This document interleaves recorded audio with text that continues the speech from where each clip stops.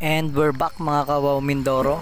Ikaw ba ay naghahanap ngayon ng mapupuntahan sa murang halaga? Yung Malapuerto ang ganda, ang puti ng buhangin. Etong nakikita nyo sa aking harapan ngayon ay dito lamang matatagpuan sa bayan ng Pinamalayan.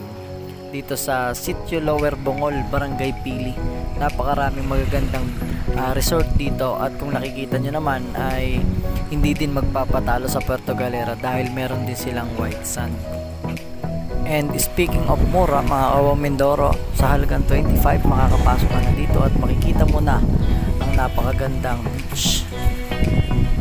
Sa mga gusto namang mag-overnight, meron kayong makukuhang room dito na nagkakahalaga ng 1,500 pesos only. Diba napakamura mga kawaw Mindoro, sulit na sulit.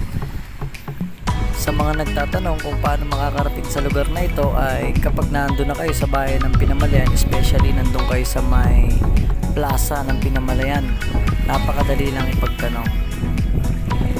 Medyo madumi nga lang siya ngayon dahil dun nga sa nagdaang bagyo ay utay-utay pa lang nila or nagsisimula pa lang silang linisan. Enjoy the view mga kawaw Mindoro.